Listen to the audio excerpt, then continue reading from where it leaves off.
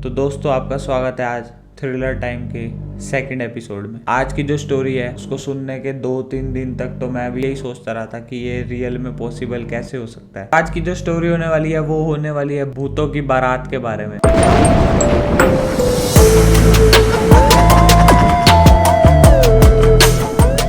तो स्टोरी शुरू करने से पहले अगर आपके पास भी कोई हॉरर स्टोरी है तो आप मुझे नीचे दिए गए मेल पे भेज सकते हैं या डायरेक्ट मुझे इंस्टाग्राम पे भी मैसेज करके भेज सकते हैं। उसका लिंक भी मैं नीचे डिस्क्रिप्शन में डाल दूंगा। मैंने काफ़ी स्टोरी सुनी है जिसमें एक स्पिरिट होती है, काफ़ी स्पिरिट होती है, लेकिन ये भूतों की बारात के बारे में मैं पहली बार सुन रहा था। आज जो हमारी स्टोरी होने वाली है उसके मेन कैरेक्टर है दो भाई, प्रकाश और सुरेश। सुरेश की उम्र है 17 साल और प्रकाश है 14 साल का। दोनों अपनी फैमिली के साथ गुजरात में रहते हैं। प्रकाश के दादा दादी जी कुछ टाइम से अपने गांव में उदयपुर में रह रहे थे। प्रकाश अपने दादा दादी को बहुत मिस करता था। देखते ही देखते प्रकाश की समर वेकेशन पास आई और वो अपने घर में जिद करने लग गया कि उसको गांव जाना है दादा दादी जी के पास। उसके पेरेंट्स काफी मना करते थे। इवन जो प्रकाश के दादा दादी जी है उनको भी वो बुलाते रहते थे कि आप वापिस यहाँ गुजरात में आ जाओ, लेकिन उनका गाँव में कुछ प्रॉपर्टी का इश्यू चल रहा था तो तभी वो यहाँ आ नहीं पा रहे थे। उसके पेरेंट्स काफी उसको मना करते रहे और काफी जिद करने के बाद फाइनली उसके पेरेंट्स मान गए और उन्होंने कहा कि सुरेश भी तुम्हारे साथ जाएगा, हम तभी तुमको जाने देंगे। और फिर दोनों भाई चल पड़े अपने गांव की तरफ। और गांव में जैसे ही वो अपने दादा दादी जी से मिले उनके चेहरे पे प्रकाश को कुछ अजीब लगा। वो खुश तो थे लेकिन उनके चेहरे पे कुछ डर भी था और कुछ अजीब से बिहेव कर रहे थे वो। ये बात देखकर सुरेश को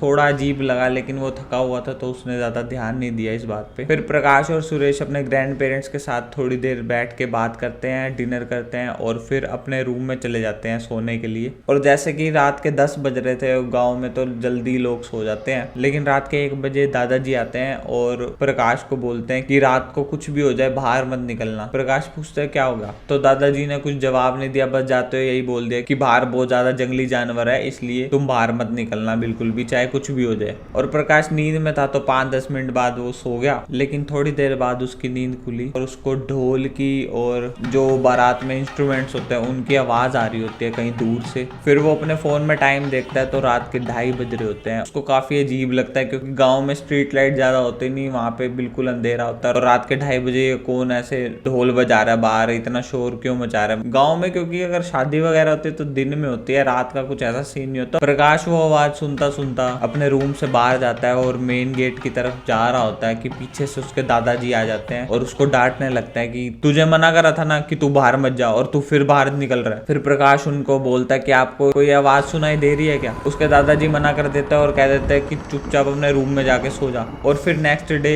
सब कुछ नॉर्मल था, कुछ दिक्कत नहीं थी और प्रकाश ने भी कुछ बात नहीं करी रात के बारे में, ना सुरेश से ना ही दादा दादी जी से कुछ पूछा कि वो क्या था, सब कुछ नॉर्मल था। लेकिन फिर रात को दोबारा से सेम वही चीज रिपीट हुई और प्रकाश वो ढोल और वो ट्रम्पेट की आवाज सुनते ही दोबारा उठ जाता है और इस बार वो सुरेश को भी उठा देता है। उससे भी पूछता है भाई तेरे को आवाज आ रही है, और सुरेश भी एग्री करता है कि हाँ कहीं से तो आवाज आ रही है। फिर प्रकाश उसको बोलता है चल बाहर देखने चलते हैं। बाहर अगर हम मेन गेट से जाएंगे तो दादाजी देख लेंगे तो हमको यहीं खिड़की से ही कूद के जाना पड़ेगा। सुरेश काफी मना करता है उसको, लेकिन प्रकाश फिर भी कूद के भाग जाता है। सुरेश काफी कंफ्यूज हो जाता है और उसको यूं भी पता होता है कि प्रकाश की जिम्मेदारी भी उसी पे है, तो वो 2 मिनट सोचता है, फिर वो भी वहीं खिड़की के रास्ते से कूद के प्रकाश के पीछे पीछे चला जाता है। अब प्रकाश अपने घर से थोड़ी सी दूर आ गया है और जैसे जैसे वो उस आवाज को फॉलो करता है वैसे वैसे वो उसको और दूर दूर सुनाई देती है। अगर उसको साथ वाली गली से आवाज आ रही है तो वो वहां जाता है तो उसको फिर दोबारा उतनी ही दूर से कहीं से आवाज आने लग जाती है। ऐसे ऐसे करके प्रकाश काफी दूर निकल जाता है और उसके पीछे पीछे सुरेश भी। और देखते ही देखते दोनों भाई अलग हो जाते हैं। फिर बारात की आवाज आनी भी बंद हो जाती है। फिर सुरेश थोड़ी सी और आगे चलता है और उसको प्रकाश फिर भी नहीं मिलता और फिर 5-10 मिनट सुरेश उसको इधर उधर देखता है, उसको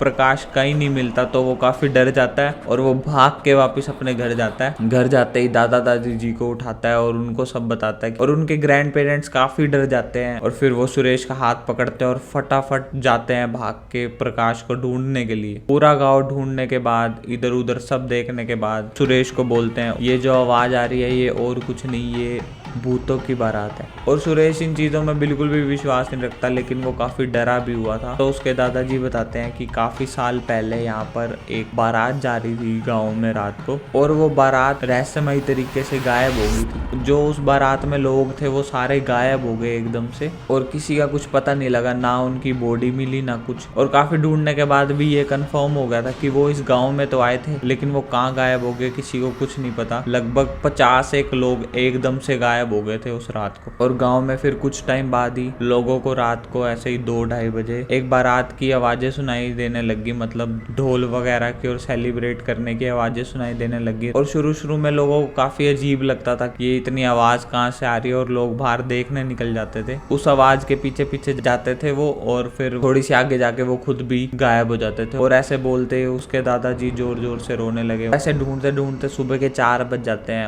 और वो अपने गांव में मंदिर में चले जाते हैं। वहां पे उनको पंडित जी मिलते हैं और उनको वो सारी बात बताते हैं। और पंडित जी उनको एक मंत्र देते हैं और कहते हैं कि तुम्हें अपने घर पे लगातार ये हवन करना होगा और साथ में ये मंत्र भी बोलना होगा। और दादाजी सुरेश जैसे ही घर आते हैं वो सारी हवन की तैयारी कर लेते हैं फटाफट, और सुबह ही वो हवन स्टार्ट कर देते हैं। देखते ही देखते पूरा दिन निकल जाता है हवन करते हुए, और प्रकाश का कुछ भी पता नहीं लगता। और फिर ऐसे करते करते ही 2 दिन हो जाते हैं उनको हवन करते हुए। और दूसरे दिन की सुबह 8 बजे बाहर कोई उनके घर का दरवाजा नॉक करता है। फिर दादाजी फटाफट भाग के दरवाजा खोलते हैं, और उनको वो आदमी बताता है कि आपका पोता मिल चुका है। वो गांव के 1 किलोमीटर दूर किसी जंगल में बेहोशी की हालत में मिला है। और ये सुनते ही सुरेश और उसके दादाजी भाग के जाते हैं, और उनको प्रकाश वहीं मिलता है जहाँ उस आदमी ने बताया था। और जैसे ही दादाजी और सुरेश वहां पे पहुंचते हैं, उसके 2 मिनट के बाद प्रकाश को होश आ जाता है, और उसको वो फिर घर ले जाते हैं। प्रकाश किसी से भी बात नहीं कर रहा होता, वो एकदम चुप होता है, और उसको भी कुछ समझ नहीं आ रहा होता कि उसके साथ क्या हुआ है।